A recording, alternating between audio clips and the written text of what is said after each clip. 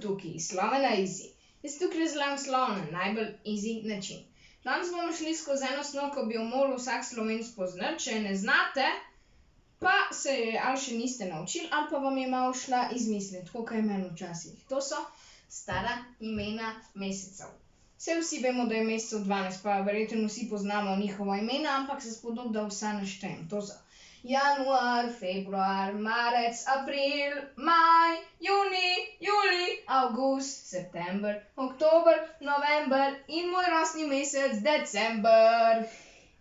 Zdajle sem prav malo zadihan od tega, ampak okej.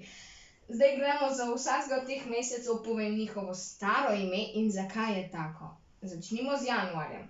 Oziroma, rekli so mu prosinec. Zdaj pa, januar je mrzel, pa ni bilo pridelkov, nič so živeli od pridelkov, še od lanskega leta verjetno, pa še to jih ni bilo nič, so bili vsi lačni in za njih je bil proso v bistvu blaginja oziroma bogastvo. Zato je prosinec. Pol imamo februar, oziroma rekli so mu svečan. To bi se zdaj lahko nanašalo ali na sveče, ki so jih uporabljali, da so si posvetili, ali pa na ledene sveče, ki so visele iz streh, na primer. Res, da so lepe, ampak verjemite mi, nevarne so. Meni je ena takole parkrat že padla. V glavnem, pol imamo marec. Rekli so mu sušec. To tukaj ne bi bil kozarec, ampak v bistvu pač ne bi bil tega, videti je pa kako kozarec.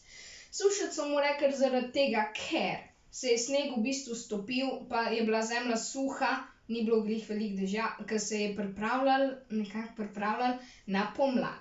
Pol imamo april oziroma traven, mali traven, se hecam. Mali traven in tukajle je majhna travica, zaradi tega, ker je logično, da ni bilo veliko trave, da je šele začela rasti. V bistvu je to prav lepo, rabi biti takole majhna, ampak rabi biti razširjena. Pol imamo maj oziroma veliki traven, ki je bila pa isto trava, samo da je bilo ogromno, pa da so se na vsake toliko še kakšne rože pojavile. Pol imamo pa še junij, ki je pa, oziroma rožnik. Saj logično, ne, rožica, torej travniki in polja so bila polna rož, vse je bilo lepo opisano. Pol imamo še julij in mali srpan je to. Saj veste, kaj je srpan, tukajle je narisan, če še ne veste, ki so tako uporabljali, da so že, ne vem, pšenico. V glavnem, takrat ob tistih časih so imeli ta prvo žetev različnih stvari.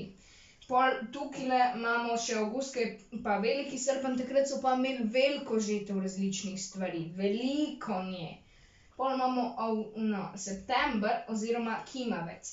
Kimavec je zaradi tega, ker so, ne vem, jabolka ali pa hruške, ki so visela iz dreves, ki je veter zapihal, so prav tako kimala, pa zato se imenuje kimavec. Pa ful so bila sočna.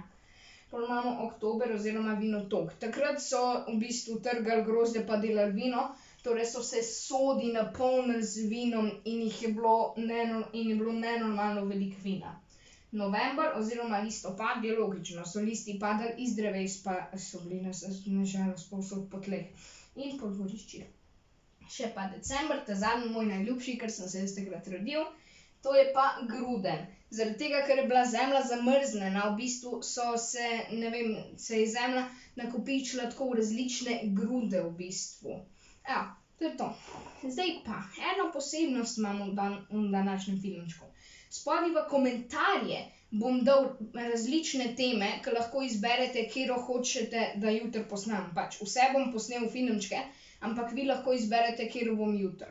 V komentarje bom dal tudi v opis bom dal tudi svoj mail pa vse te primere. Lepo se imejte, če bi všečkali ta video, bi bil vesel, če bi se naročili, bi bil še ful vesel, če bi pa povedali prijatelju, bi pa tudi bil še ful vesel.